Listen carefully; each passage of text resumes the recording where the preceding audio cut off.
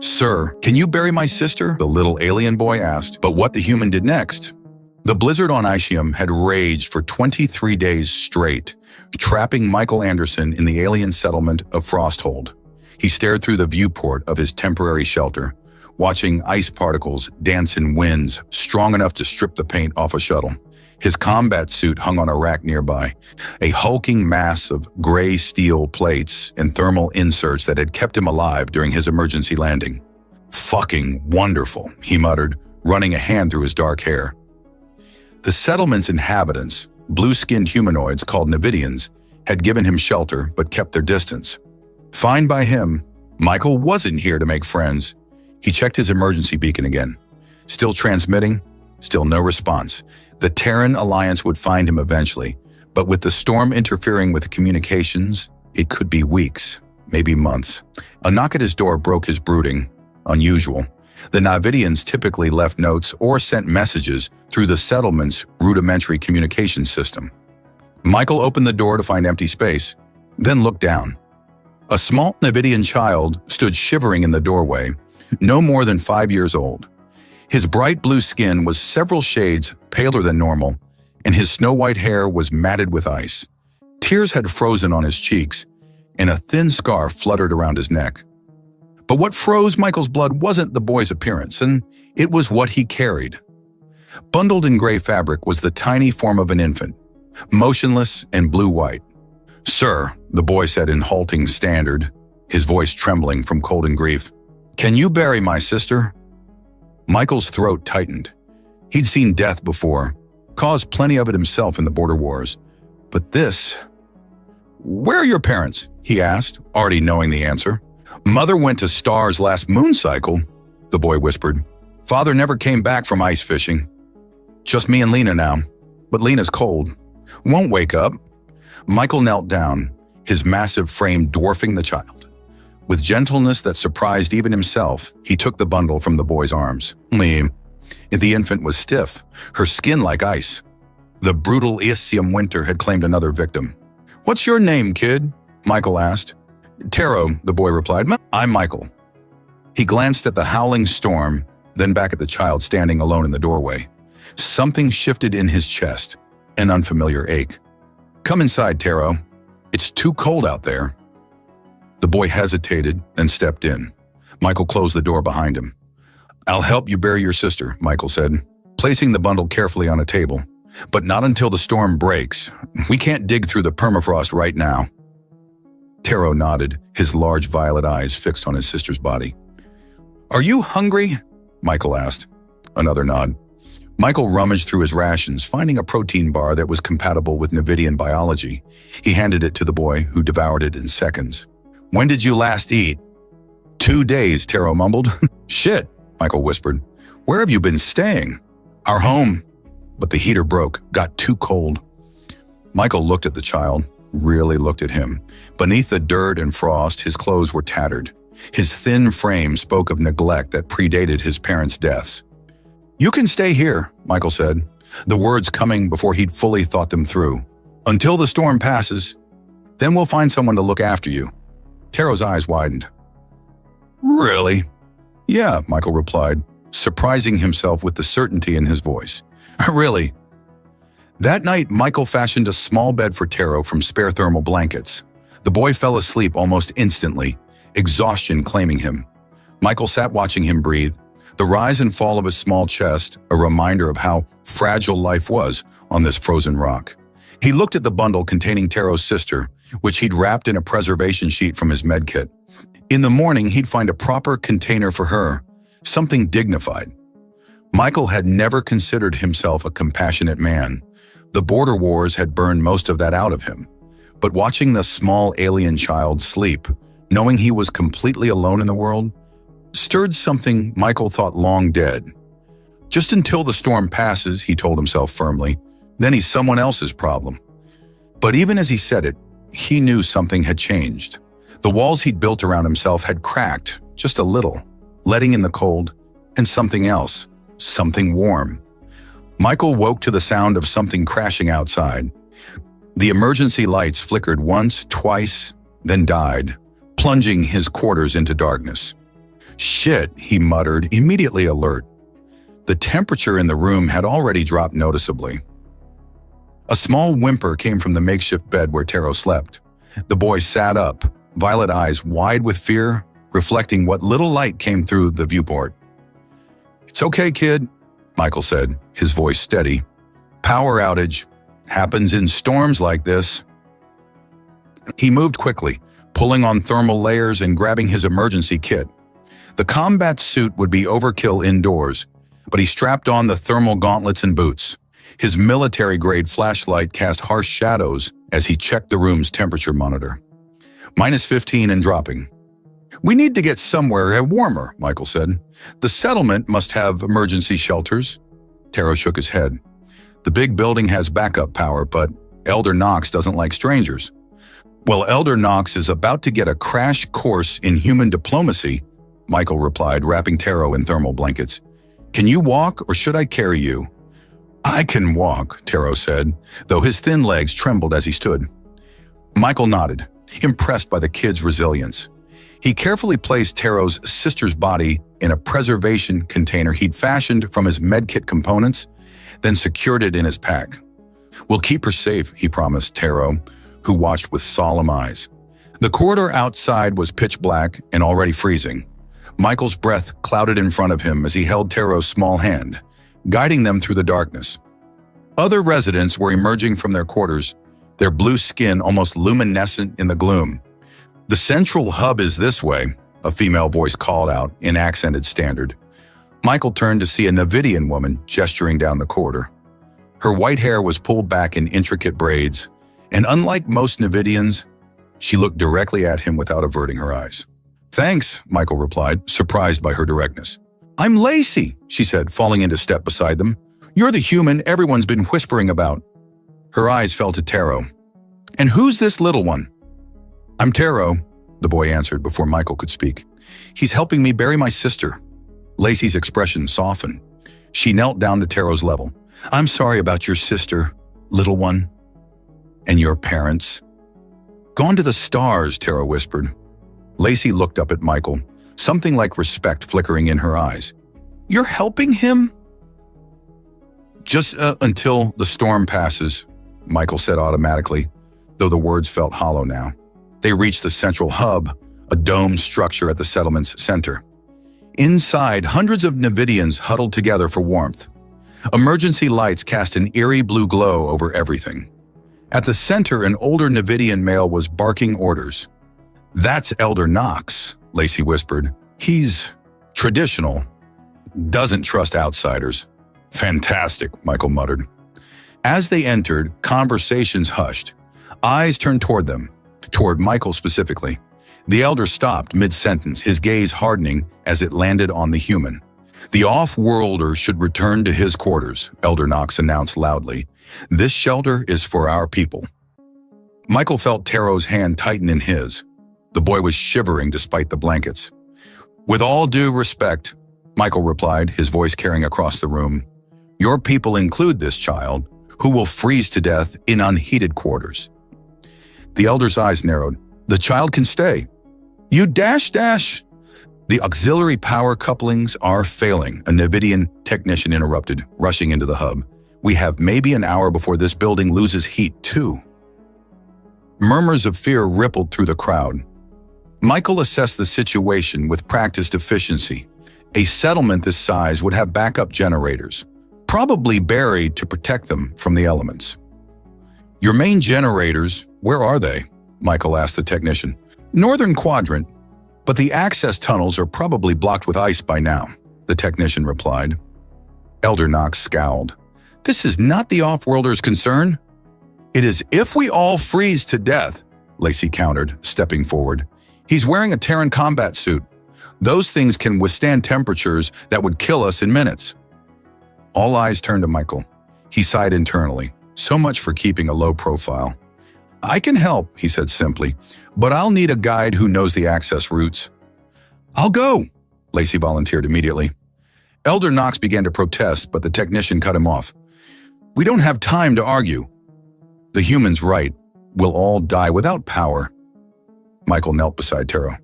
"I need to go fix something." will you be okay here for a little while? Taro nodded solemnly. Will you come back? The question hit Michael harder than expected. Yeah, kid, I'll come back. As he stood, Lacey was already gathering equipment. Their eyes met, and she gave him a small smile that seemed to say, ready when you are. For the first time since landing on this frozen rock, Michael felt something besides irritation and impatience. A sense of purpose, and maybe something else he wasn't ready to name. The generators roared back to life under Michael's hands, sending vibrations through the frozen maintenance chamber. Beside him, Lacey let out a whoop of triumph, her breath clouding in the still frigid air. I can't believe you fixed it that quickly, she said, admiration clear in her voice. Our technicians have been struggling with these systems for cycles. Michael shrugged, wiping grease from his hands.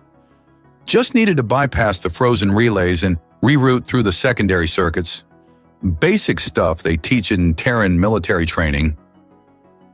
Basic for humans, perhaps, Lacey replied, her violet eyes studying him with new interest. You're full of surprises, Michael Anderson.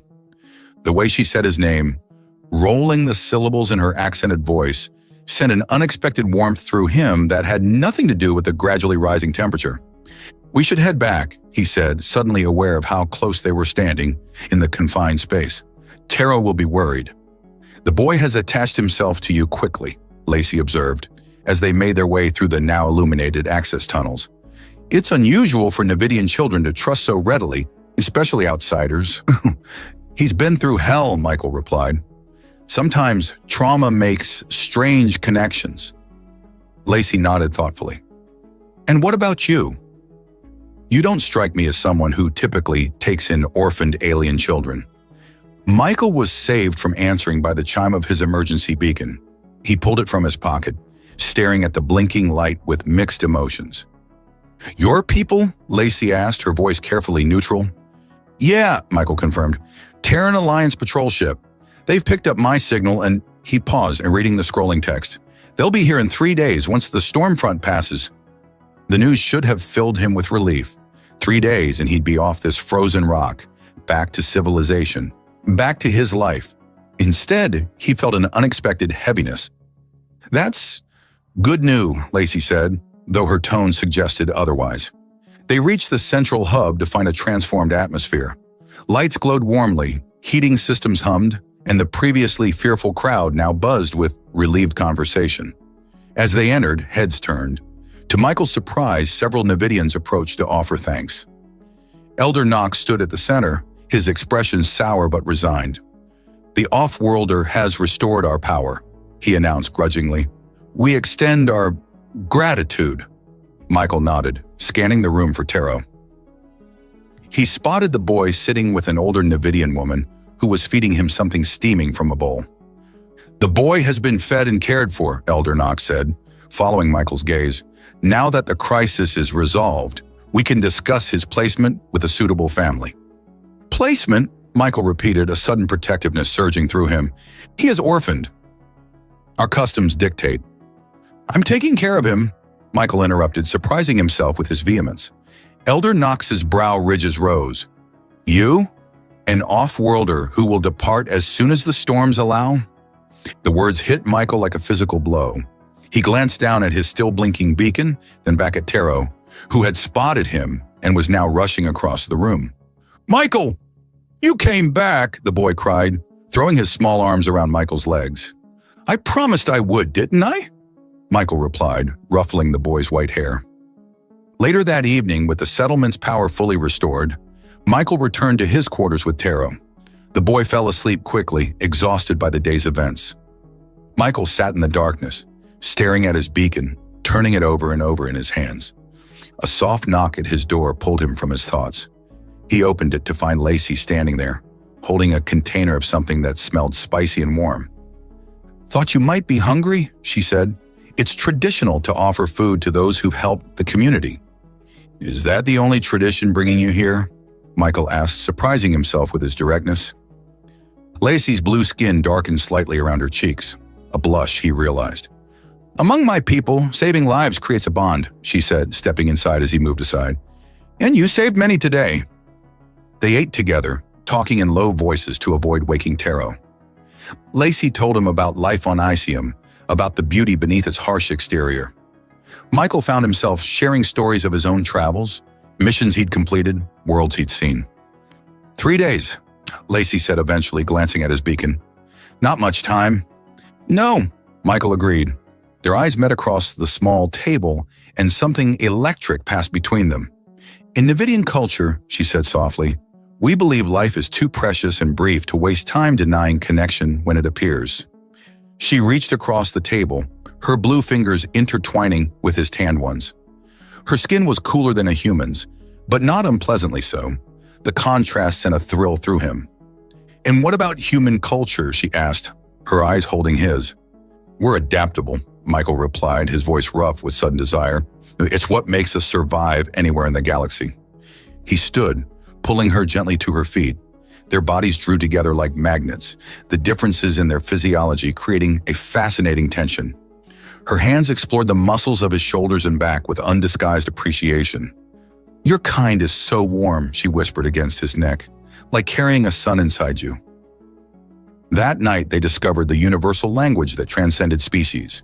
In the quiet darkness of his quarters, with Taro sleeping soundly across the room, Michael and Lacey found warmth that defied Icium's eternal winter. Their connection was passionate yet tender, both discovering and teaching in equal measure. Afterward, lying together in the dim light, Michael stared at the ceiling, his thoughts in turmoil. In 3 days, a ship would arrive to take him away from this place, from Taro, from Lacey. For the first time in years, Michael Anderson wasn't sure what path to take. Michael woke to the sound of Taro giggling. Opening his eyes, he found the boy sitting cross-legged on the floor, watching with fascination as Lacey demonstrated how to fold a piece of paper into an animal shape. An old Nevidian craft she called frost folding. Look, Michael, Taro exclaimed, holding up a crude paper creature. I made a snow crawler. Michael smiled, the domestic scene warming something inside him that had been cold for too long. Lacey caught his eye and returned the smile, a private moment passing between them that recalled their night together. The peaceful moment shattered at the harsh knock on the door. Elder Knox stood outside, flanked by 2 settlement guards and a thin, severe-looking Nevidian male in formal attire. Counselor Nex, Lacey whispered, her body tensing, the settlement's legal authority. Human, Elder Knox began without preamble, you have violated our most sacred laws. Michael straightened, instinctively moving to stand between the Nevidians and Taro. What laws? Interspecies fraternization without proper registration and ceremonial approval, Counselor Vnex stated, consulting a tablet. An illegal guardianship claim over a Nevidian minor. That's ridiculous, Michael began, but Lacey placed a restraining hand on his arm. They're invoking ancient laws, Michael, she murmured, rarely enforced, but still valid. Furthermore, Elder Knox continued, his eyes narrowing at Taro, the boy's maternal uncle has arrived to claim guardianship. A tall Nevidian male stepped forward from behind the guards. His resemblance to Taro was subtle but unmistakable in the shape of his eyes and the set of his jaw. Uncle Dren, Taro whispered, shrinking back against Michael's leg. Hello, nephew, the newcomer said, his voice smooth as ice. I've come to take you home. I don't want to go with him, Taro said, his small fingers digging into Michael's pant leg. He was mean to Mother. Dren's expression hardened. Children say foolish things when traumatized. My sister's death and her daughter's were unfortunate accidents. Something in his tone raised Michael's hackles. Before he could respond, his emergency beacon chimed again, this time with an urgent priority signal. He pulled it out, reading the encrypted message with growing concern. Is there a problem, human? Elder Knox asked, not bothering to hide his satisfaction at Michael's obvious discomfort. My ship will arrive tomorrow. Not in 3 days, Michael replied, his mind racing. Storms clearing faster than expected. And they're not just coming for me, they need me for an emergency operation. He scanned the rest of the message. Proxima collective vessels detected in Icium sector. Suspected advanced force for major incursion. Critical U-join counter operation. Specialized skills required. Respond immediately. The Proxima Collective, a hostile alien alliance that had been probing human territory for years. If they were moving into this sector, This changes nothing, Counselor Next stated. Until your departure, you will respect our laws. The boy goes with his blood relative, and you will face sanctions for your indiscretion with this female. Lacey stepped forward, her posture defiant. I invoke the right of challenge under the old code. As the female involved, I have the right to contest these charges. The counselor's eyes widened. The old code hasn't been invoked in generations. Yet it remains law, Lacey countered, and I know my rights. A tense silence followed, broken by Dren's cold laugh. How touching! The Outworlder has defenders. He turned to Michael. But tell me, human, will you still be so interested in playing family when you learn what the boy truly is? What are you talking about? Michael demanded. My sister's children aren't ordinary Navidians, Dren said, his voice dropping. They carry a rare genetic marker, one that makes them valuable to certain interested parties. Like the Proxima Collective? Michael asked sharply, pieces suddenly falling into place. Dren's slight flinch confirmed Michael's suspicion. The timing was too convenient. The collective's ships appearing, just as this mysterious uncle showed up to claim Taro.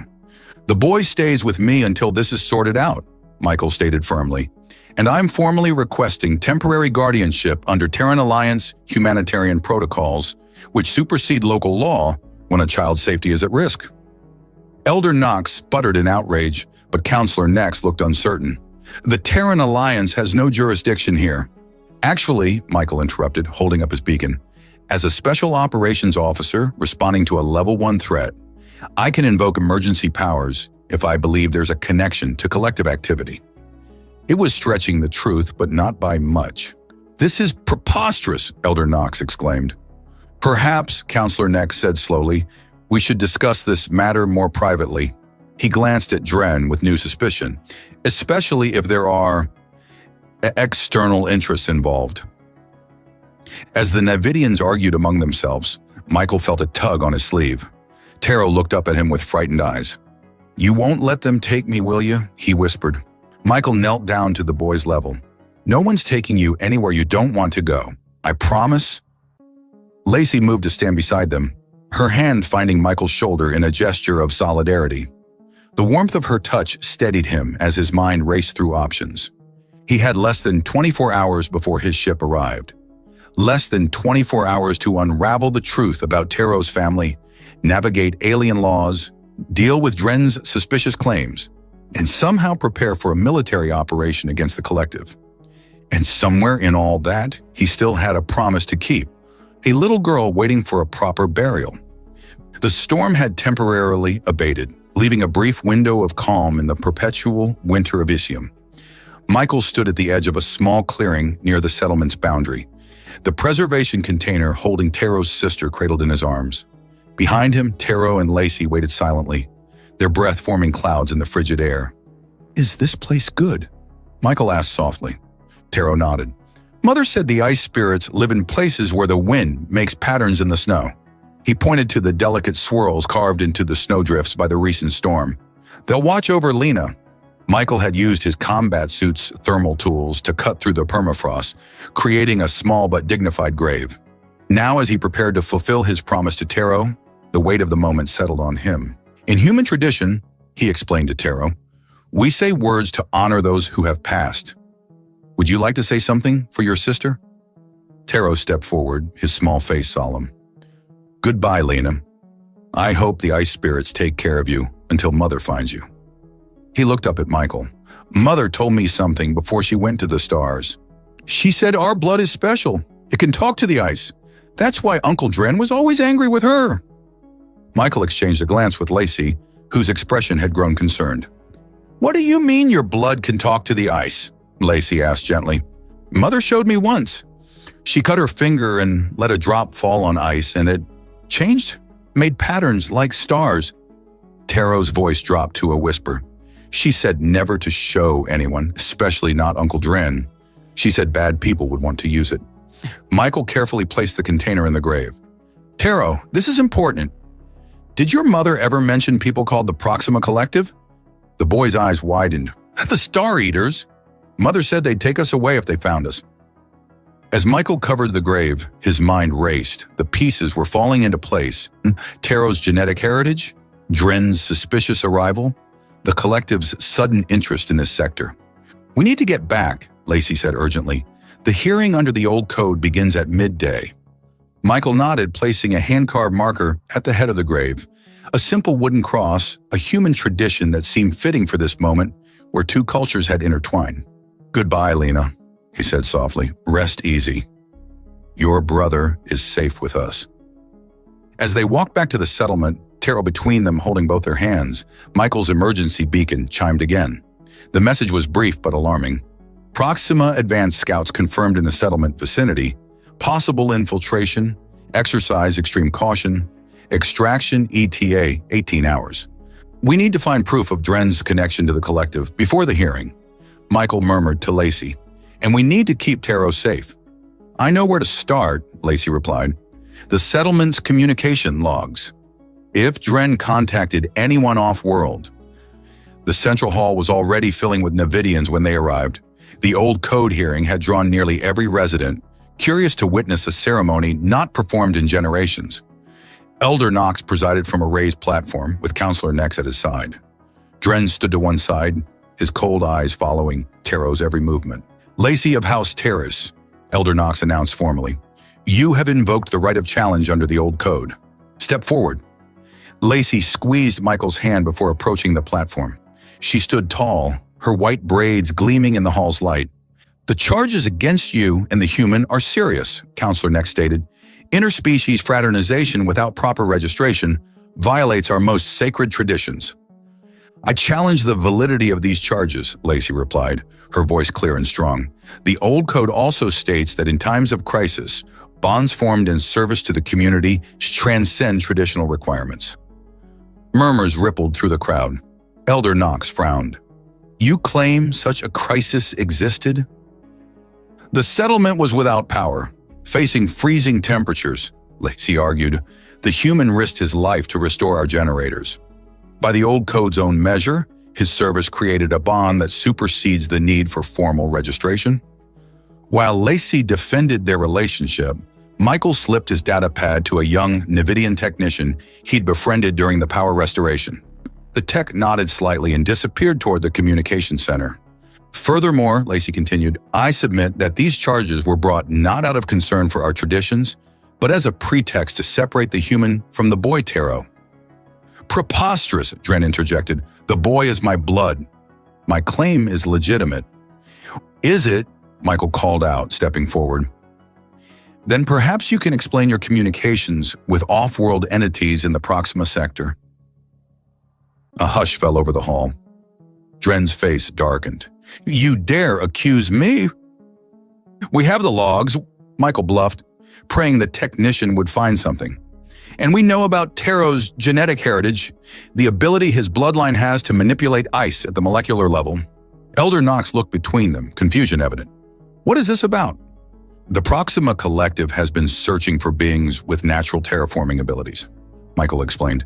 "Taro and his sister carried a genetic trait that allows them to restructure ice at the molecular level, a trait that would be invaluable for a species looking to transform frozen worlds."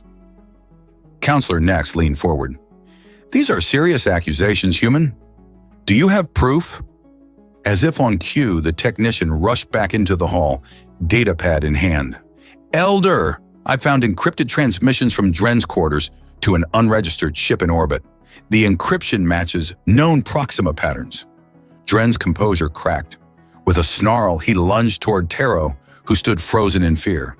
Michael moved with military precision, intercepting Dren, throwing him to the ground. "You fool!" Dren spat. "The collective would have paid handsomely for the boy. His sister was too young, too weak. She couldn't survive the testing. But he's perfect." Gasps echoed through the hall as Dren's confession confirmed their worst fears. Guards rushed forward to restrain him. "The boy stays with us," Michael declared, pulling Taro protectively against him. Lacey hurried to their side, forming a protective circle around the child. Elder Knox stood, his expression grave. "In light of these revelations, the charges against Lacey and the human are dismissed." He looked at Michael with newfound respect. "It seems we owe you another debt, human." Michael's beacon chimed once more. The message chilled him. Proxima vessels entering atmosphere. Extraction timeline accelerated. Prepare for immediate evacuation. He looked at Lacey, then down at Taro. In less than a day, his life had become entangled with theirs in ways he never could have imagined. Now, with danger approaching, he faced an impossible choice. "They're coming," Michael announced grimly, showing his beacon to Elder Knox and Counselor Nex. 3 Proxima vessels entering Isium's atmosphere. My extraction team is accelerating their timeline, but they won't beat the collective here. The central hall erupted in panic. Nevidians rushed about, gathering belongings, children crying as parents tried to calm them. "We need to evacuate the settlement," Elder Knox declared, his previous hostility toward Michael forgotten in the face of a greater threat. "No time," Michael countered. "The collective will intercept anyone trying to flee across the ice. Our best chance is to make a stand here while setting a trap." He turned to the guards holding Dren. "We use him as bait. Make the collective think they can still get what they came for." Dren snarled. "You're insane. They'll kill me if they think I've failed." "That's a risk I'm willing to take," Michael replied coldly. He activated his combat suit systems, the gray steel plates humming to life as they powered up. "Lacey, get Taro somewhere safe." "No," Lacey said firmly. "We stay together." Michael opened his mouth to argue but was interrupted by his beacon's urgent chime. Commander Hayes, his superior officer, appeared in a small hologram. "Anderson, situation update. We're 10 minutes out, but Proxima forces will beat us there. You need to secure the genetic asset and prepare for immediate extraction. Sir, requesting permission to evacuate 2 Nevidian civilians along with the asset, the boy's guardian and—" "Negative, Anderson. This is a military extraction in a hostile territory. No non-essential personnel." Michael's jaw tightened. "Sir, with respect, the asset is a 5-year-old boy who won't cooperate without his guardian, and the woman has critical intelligence on Proxima operations in this sector." Hayes' holographic face showed clear irritation. "You're pushing it, Anderson." "Humanity first, sir," Michael replied, invoking the unofficial motto of Terran Special Forces. "We don't leave allies behind." A tense silence followed before Hayes grudgingly nodded. "On your head, Anderson. Be ready for extraction in 15 minutes. Hayes out." As the hologram disappeared, the settlement's alarms began to wail. Through the viewports, 3 dark shapes descended through Isium's cloud cover. Proxima dropships. "We need to move now," Michael ordered. "Counselor, take half the guards and secure the north entrance. Elder, get everyone else to the emergency shelters beneath the central hub." To his surprise, both Nevidians nodded without argument. Michael turned to the guards holding Dren. "Bring him to the communication center. Make it look like he's sending a signal to the collective." Lacey approached, Taro's hand firmly in hers. "What's the plan?" "We make the collective think Dren has Taro ready for handover. When they come in, my team hits them from orbit with targeted strikes. But we need to be at the extraction point when that happens." A tremendous boom shook the settlement as the first Proxima ship landed outside the perimeter. Michael's combat training took over, his movements precise and efficient as he checked his weapons. "Michael," Taro said suddenly, his small voice cutting through the chaos. "I can help." "Not now, kid. We need to—" "I can talk to the eyes," Taro insisted, "like Mother showed me." Michael and Lacey exchanged glances. "Taro, that's too dangerous," Lacey began. "But I want to help," the boy protested. "They hurt Lena." "They hurt Mother." Before either adult could stop him, Taro broke away and ran to the nearest viewport. He pressed his small blue hand against the glass, then bit his finger hard enough to draw blood. A drop of deep indigo blood smeared against the transparent surface. What happened next defied explanation. The blood droplet seemed to pulse, sending ripples through the viewport's material. Outside, the ice covering the settlement's exterior began to shift, crystalline structures growing and changing at impossible speeds. "Holy shit," Michael breathed as massive ice spikes erupted from the ground around the landed Proxima ship, impaling its hull in multiple places. Taro turned, his violet eyes glowing with an inner light. "I told you I could help." The settlement shook again as the remaining Proxima ships opened fire, trying to clear a landing zone. Michael scooped Taro into his arms. "That was amazing, kid, but we need to move." Now, they raced through the corridors toward the designated extraction point, Lacey keeping pace beside them. Behind them, they heard the distinctive sound of Proxima boarding cutters slicing through the settlement's outer walls. "They're inside," Lacey gasped. "Almost there," Michael encouraged. His combat suit's enhanced strength, allowing him to carry Taro without slowing. They burst into the settlement's small hangar bay, just as the first Proxima soldiers, tall insectoid creatures with chitinous armor, entered from the opposite side. Michael set Taro down behind a cargo container and drew his sidearm. "Stay down," he ordered, then opened fire. The Proxima soldiers scattered, returning fire with energy weapons that scorched the hangar walls. Michael's military training gave him an edge, his shots finding gaps in the alien's armor, while he used the environment for cover. Suddenly, Taro cried out. Michael turned to see the boy staring in horror as a Proxima soldier advanced on their position from a side entrance. Before Michael could shift his aim, Lacey threw herself at the creature, a metal pipe in her hands. The alien swatted her aside with terrifying strength, sending her crashing into a stack of crates. As it turned its attention back to Taro, Michael felt a rage unlike anything he'd experienced before. With a roar that seemed to channel every human warrior who had ever fought to protect those they loved, Michael charged. His combat suit amplified his strength as he slammed into the alien, driving it backward. They crashed through equipment, Michael's fists hammering against the creature's armored carapace. "You don't touch my family." Each word was punctuated by a devastating blow. The alien finally went still beneath him. Michael turned to find Lacey already recovering, helping Taro to his feet. Their eyes met across the hangar, a moment of perfect understanding passing between them. In the chaos of battle, a truth had crystallized. They had become a family. The ceiling of the hangar suddenly retracted, revealing the sleek form of a Terran Alliance dropship descending through the opening. Commander Hayes' voice boomed over the comms. "Anderson! Status?" "3 for extraction," Michael called back. "The boy, the woman, and myself." As the dropship settled on the hangar floor, its weapon systems targeting the remaining Proxima forces, Michael pulled Lacey and Taro close. "Whatever happens next," he said softly, his eyes locked with Lacey's, "we face it together."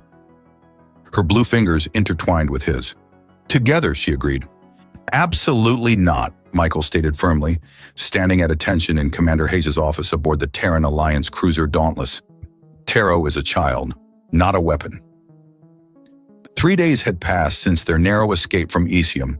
The Proxima forces had been repelled by the combined efforts of the Terran fleet and, surprisingly, a contingent of Navidian fighters who had arrived to defend their settlement.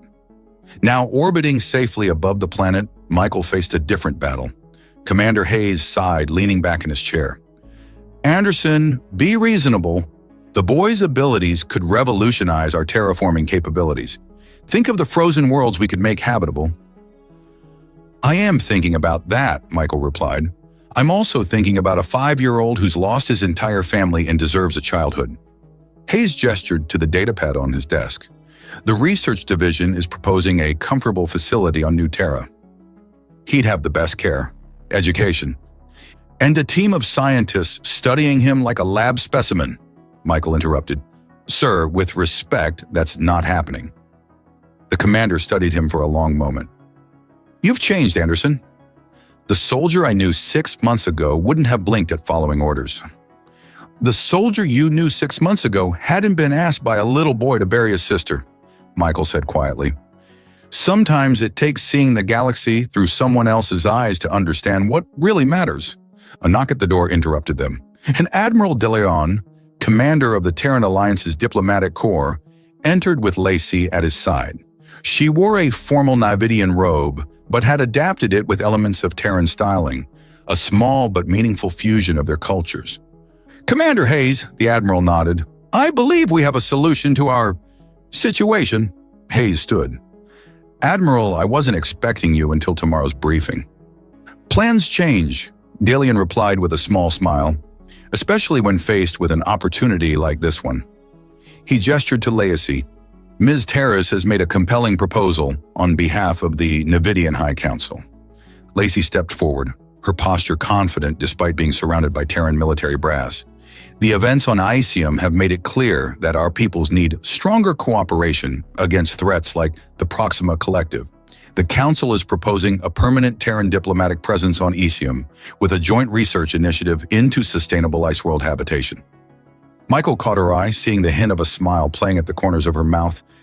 Admiral Dalion continued, "We need someone who understands both cultures, someone who's earned the trust of the Nevidian people."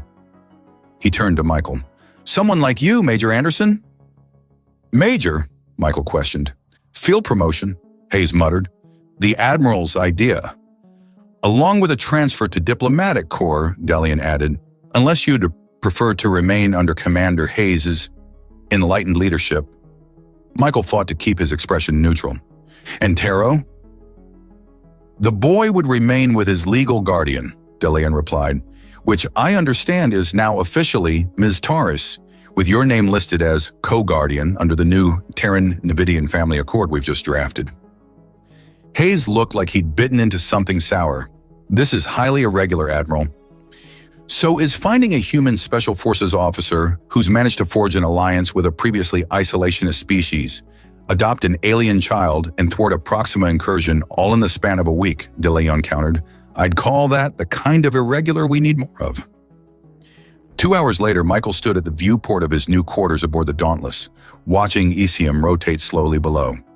Lacey joined him, slipping her hand into his. "You planned this," he said, not a question but an observation. "I may have had a few conversations with the Admiral during our journey," she admitted with a mischievous smile. "Nevidians can be quite persuasive when motivated." "And what exactly motivated you?" Michael asked, turning to face her. Lacey's fingers traced the contours of his face. "Perhaps I wasn't ready to say goodbye to the human who buried a little girl with dignity and saved her brother with compassion." Their lips met in a kiss that bridged worlds, different temperatures, different biologies, but a shared understanding that transcended both. "Where's Taro?" Michael asked when they finally parted. "Charming the engineering crew," Lacey laughed. "He's convinced them to let him help repair one of the shuttles. I think half the human crew has adopted him already." Michael shook his head, smiling. "That kid's going to be running the Alliance by the time he's 20. "As long as we're there to guide him," Lacey said softly. A chime announced a visitor. The door slid open to reveal Taro, his white hair disheveled and his blue face smudged with engine grease. "Michael! The engineers showed me how the plasma converters work. Can we have one at our new home?" Absolutely not," Michael replied, trying to sound stern but failing miserably. "And wash your face before dinner." Taro grinned and scampered off to the adjoining bathroom. "Our new home," Lacey repeated thoughtfully. "The diplomatic residence on Icium is quite spacious, I'm told." "Big enough for 3? Michael asked. "Perhaps eventually more," she suggested, her violet eyes holding his with meaningful intensity. The implication sent a pleasant warmth through Michael. The idea of a family, something he'd never seriously considered during his military career, now felt not just possible, but right.